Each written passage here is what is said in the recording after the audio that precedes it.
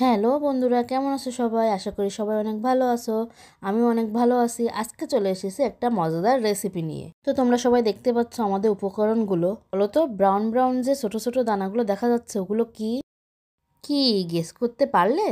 আচ্ছা, তোমাদের আর কষ্ট করতে হবে না, আমিই বলে দিচ্ছি। ওগুলো হচ্ছে ফ্রাই করা তিল। আজকে আমরা বানাবো মজাদার তিলের বরফি। তো দেখো, আমাদের জাল ধরানো হয়ে গেল।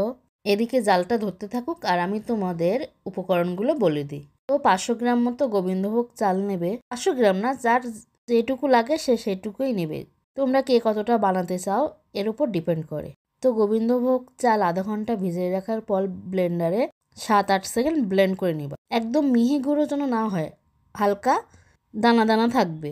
আর তিলও ভেজে নিবা। আমরা এখানে 100 গ্রাম তিল নিয়েছি আর 200 গ্রাম গোবিন্দভোগ চাল নিয়েছিলাম।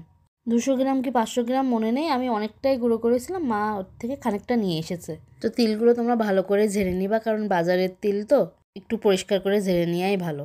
তারপর শুকনো খোলায় নেড়ে নিবা, মানে ফ্রাই করবা আর কি। ফ্রাই করার সময় দেখবে সুন্দর একটা গন্ধ বেরিয়েছে। অর্ধেকটা তেল ব্লেন্ডারে দিয়ে হালকা গুঁড়ো করে নিবা। আমি নিনজা একটা টেকনিক বের করেছি। আমি না নারকেলগুলো কুড়াইনি, নারকেলগুলো পিস পিস করে কেটে ব্লেন্ডারে ব্লেন্ড করে নিয়েছি। আর তো দেখতেই পাচ্ছ গুড় লাগবে, খেজুরের গুড়। এটা তোমরা চিনি দিয়েও করতে পারো, যেহেতু আমি চিনি খাচ্ছি না সেহেতু আমি এখানে গুড় ব্যবহার করেছি। আর লাগবে 1 কেজি দুধ। ও সরি সরি, ওটা তো গুড় না, ওটা হচ্ছে পাটালি। গুড় তো ঝোল ঝোল হয়, আমি ভুল করে ওটাকে গুড় বলে ফেলেছি। তো দেখো, উনুন জ্বালিয়ে নিয়ে তারপর কড়াই বসিয়ে ওর ভিতরে 1 কেজি দুধ দিয়ে দেওয়া হলো। তারপর দিতে হবে লবণ। লবণ দেওয়ার পর দুধ যখন ফুটে উঠবে তখন ওর ভিতরে চালের গুঁড়োগুলো দিয়ে নিতে হবে।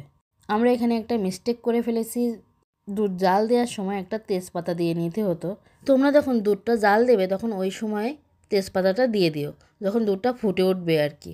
তেজপাতা দিলে সুন্দর একটা স্মেল বেরোয়। আমার তো তেজপাতার স্মেলটা ভালো লাগে, আবার কারো কারো তেজপাতার গন্ধটা ভালো লাগে না। কোনো অসুবিধা নেই, তারা না তেজপাতাটা দিয়ে নিও।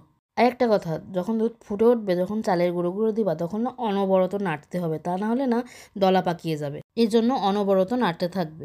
তো চালের গুঁড়োগুলো দেওয়া হয়ে গেলে দেখবা যখন ঘন হয়ে এসেছে, খানিকটা জাল হয়ে মানে হাফ সিদ্ধ মতো হয়ে এসেছে আর কি, এ পর্যায়ে এসে পাটালিগুলো দিয়ে দেবে।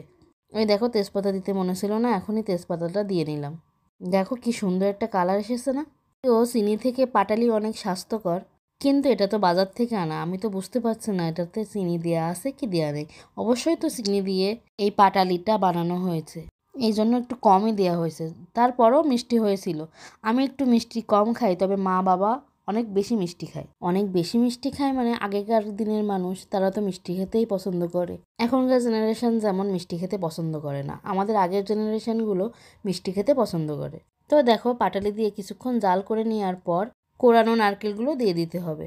তারপর যখন মিশ্রণটি ঘন হয়ে আসবে তখন এর উপর দিয়ে ভাজা তিলগুলো দিয়ে দিতে হবে। আবার ভাজা তিলগুলো আমি গুঁড়ো করেছিলাম না, সেই গুঁড়ো তিলগুলো অর্ধেকটা দিয়ে নিতে হবে। অর্ধেকটা ভাজা তিল, অর্ধেকটা ভাজা গুঁড়ো করা তিল দিয়ে নিতে হবে। তো এটা দিয়েও সুন্দর করে নেড়ে নিতে হবে। আমি তো ভেবেছিলাম মা এটা তিলের পায়েস তৈরি করছে। তারপর রান্নার সময় বললাম এটা অনেক বেশি ঘন হয়ে গেল না? মা বলল ঘনই তো হবে, এটা তো বরফি কাটা হবে পিস পিস করে। তখন আমি বুঝলাম এটা বরফি হবে। আমাদের বাড়িতে আমরা সবাই তিল খেতে মোটামুটি ভালোবাসি, কিন্তু আমার উনি আবার তিল খেতে পছন্দ করে না। প্রদীপ তো এই তিলের গন্ধই নিতে পারছিল না, এজন্য বাড়িতে তিলের আইটেম একটু কমই হয়। তো দেখো, তারপর স্টিলের প্লেটে ঘি ব্রাশ করে নেবে। প্লেটগুলোতে সুন্দরভাবে ঘি লাগানোর পর উপর দিয়ে ভাজা তিলগুলো ছড়িয়ে দেবে। কিছুটা ভাজা তিল, কিছুটা গুঁড়ো করা তিল। তোমরা তো দেখে বুঝতেই পারছো কিভাবে দিতে হবে। তোমরা কমেন্টে জানাবে কে কে এরকম তিলের বরফি খেয়েছো। আমি তো এর আগে কখনো তিলের বরফি খাইনি, এটা আমার ফার্স্ট টাইম খাওয়া। আর হ্যাঁ, আমার ভিডিওটা যদি ভালো লাগে তাহলে প্লিজ লাইক আর সাবস্ক্রাইব করবে।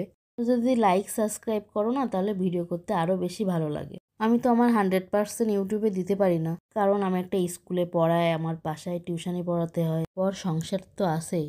যদিও মা আমাকে সংসারের কোনো চাপই দেয় না, তারপরেও কিছু তো দায়িত্ব নিতে হয়।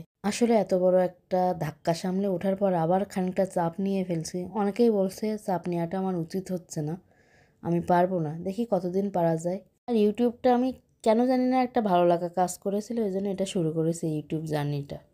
সাকসেস হব কিনা জানি না, তবে আমি আমার কাজ করে যাব, বাকিটা ভগবানের ইচ্ছা। তো দেখো রান্না করা তিলের পায়েসটা এর ওপর সুন্দর করে নামিয়ে নেওয়া হলো। তারপর খুন্তি দিয়ে এটাকে সমান করে পাতানোর পর ওর উপর দিয়ে আবার সেই ভাজা তিল আর গুঁড়ো করা তিলগুলো দিয়ে নেওয়া হলো।